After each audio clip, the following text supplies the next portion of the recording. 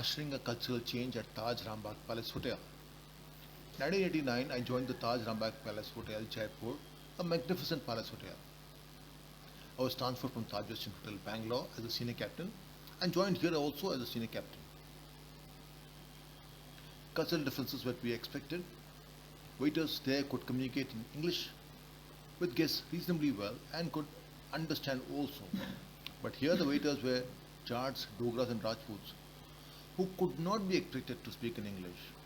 But with their native sense of hospitality, years of interacting with guests, and street smart skills ensured fantastic guest experiences, begetting them good tips at the end of the day. Some months into my joining, noticing my ease in communicating with the guests in English, leader of the gang, yes, a gang, they're a gang of lovable devils, approached me with, Nilvana, kindly teach us when we have to wish a guest good afternoon, good evening, or good morning. Or is it when I meet you the first time in the day, any time of the day, do I wish you good morning? So we lot of such doubts. I told them all those who are keen to learn can meet me after lunch, after we close the restaurant. I'll need about 15-20 minutes. I called all of them, so I summoned all of them who were keen to learn. I told them we were taught to wish a person good morning before noon, 12 p.m. From 12 p.m. to about 4, we wish a person good evening. And then it is the greetings of the day that counts, not the time you met the person for the first time or the second time.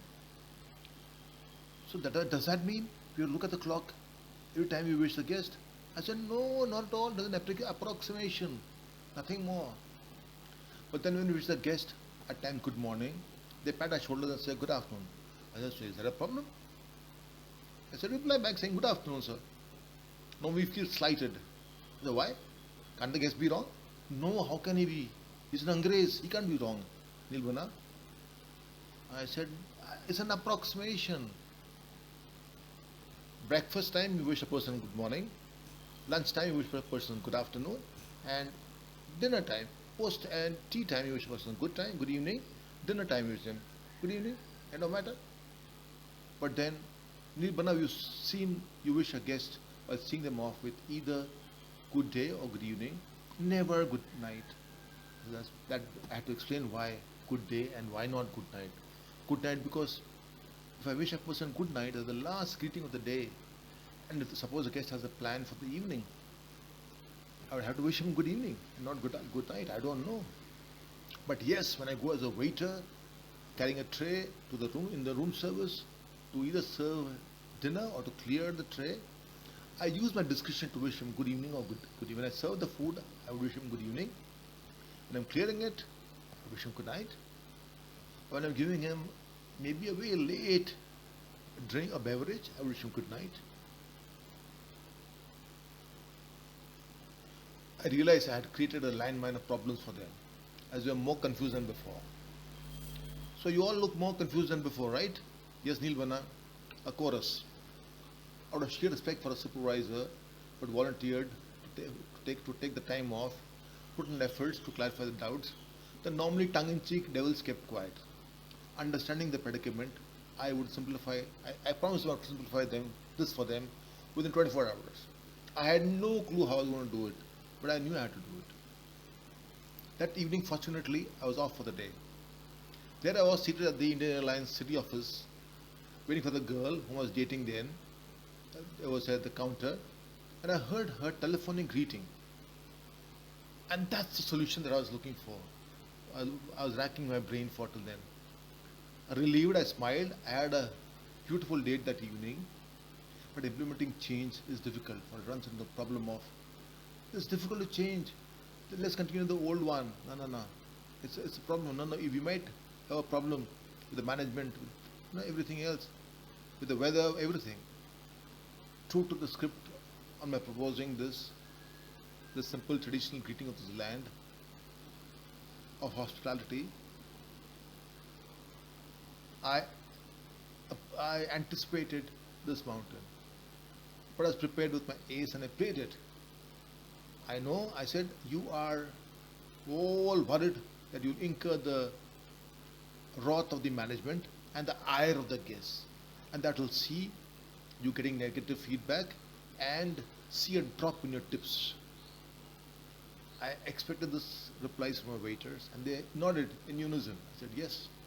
I said, okay, I will, fair enough, I shall take the risk being your supervisor, shall greet the guest as I propose and see them off with this greeting also. They wholeheartedly, they wholeheartedly agreed. Conditional, they would follow me once I succeeded. On that evening, I welcomed guests with namaskar, with my palms clasped, and my head subtle bow. The first time the guest pretended to ignore it. The second interaction, the same guest, greeting, greeting the same guest, saw them trying to respond likewise. By the third time, they were trying to beat me to the game by wishing me namaskar before I could wish them. In seasons, at the Rambagh, they normally stayed for about 3 to 4 nights, for at least 6 interactions in a day, 3 interactions in a day, and we had about groups of about 30 to 40 packs, and about 3 to 4 groups at least staying in our hotel at that time. So that's the kind of volume of guests we must have influenced with Namaskar. As hoteliers, I've seen the Japanese wishing us in their own traditional greeting, even in our country. That thought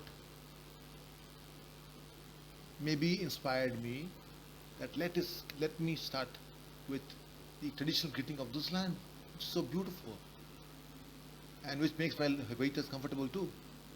From then on, the Rambagh Palace restaurant staff followed, greeting the guests with the traditional namaskar, even on the telephone.